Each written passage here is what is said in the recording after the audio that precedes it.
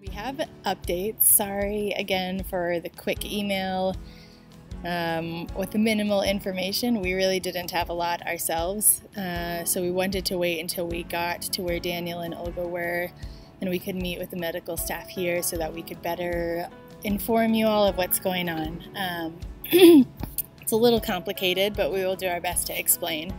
So we found out, I don't know, 2 weeks ago, after talking to Olga and the pastor of the church out here, that Daniel was requiring quite a bit of care, and that Olga had been doing that all by herself while she was trying to maintain her job, and that they were thinking of discharging Daniel home for home care with Olga. And fortunately, the Lord worked some miracles, and he received a spot in a neuro rehab facility in Austin, which is 5 hours away from Jaime's hometown and where Olga works.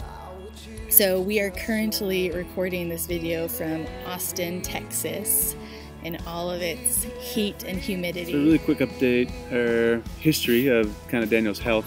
So I think it was 1998. He was 16 years old, and they found out he had a brain tumor in the center of his brain, in the pituitary gland.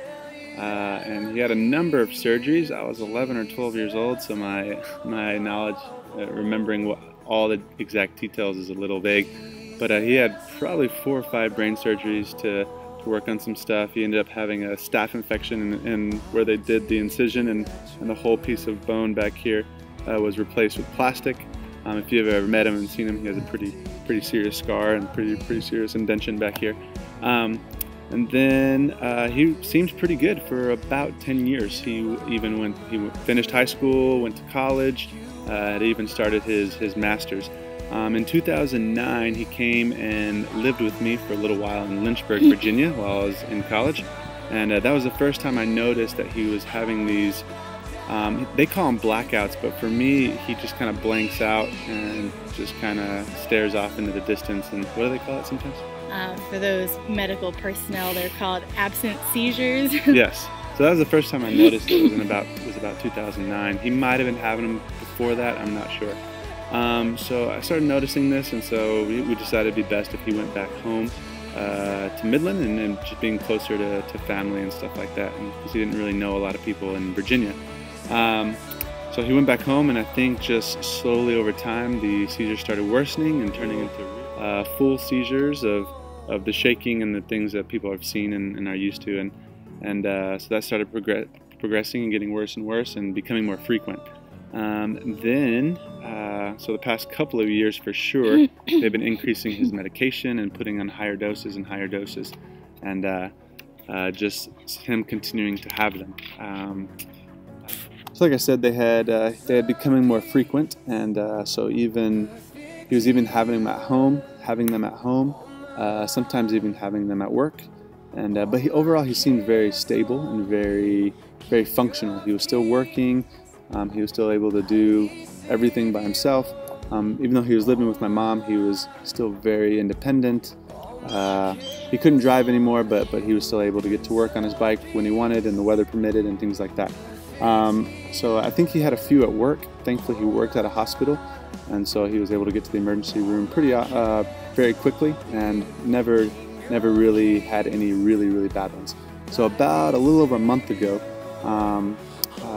a coworker said he was walking down the hall and not looking very well, and they were asking him how he was doing, and that's when he just fell straight back and hit his head really hard. The seriousness, it was pretty serious because his heart actually stopped. They had to resuscitate him.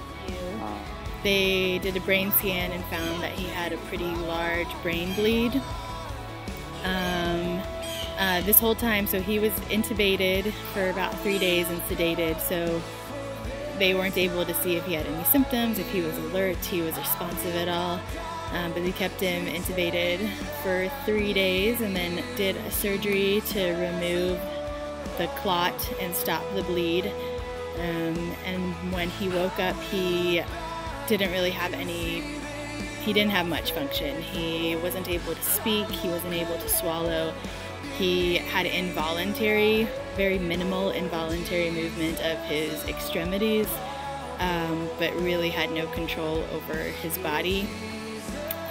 Didn't really know where he was, who Olga was.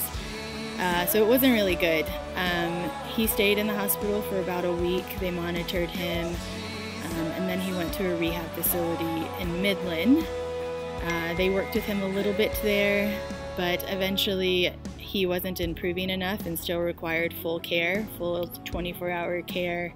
And at their facility, they normally require some improvement, and at least that the patient can call for help and ask for help if they need stuff, and he was not able to do any of that work. Olga got some applications in for some long-term rehab neuro-specific facilities and prayed that the insurance would approve it, and he ended up getting accepted to this neuro-specific rehab facility in Austin. Therapy has been able to help train Jaime, how to transfer him from a wheelchair to a car so we can at least drive him around the city a little bit.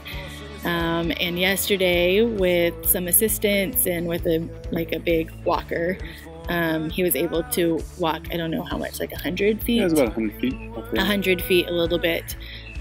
So there are improvements, but he still has a long way to go. We are here now, hanging out with Daniel, probably like 6 hours a day, something like that, going to his therapy sessions with him and talking to the staff. A few things to pray for. Definitely be praying for for Daniel's health and Daniel's recovery, his rehabilitation, that he continues to progress and gain independence and gain strength and more cognitive skills of being able to make decisions. Pray for the insurance process as we are doing paperwork, and we'll probably have to apply for disability and things like that, and it's just a whole new world that we're learning about and getting into, and because of how that goes, our goal and our plan is to be back in Peru in hopefully a month, and if anything changes, we're going to let you know as soon as we know. But we're already taking steps here to maintain and continue learning the Spanish that we have and learn more.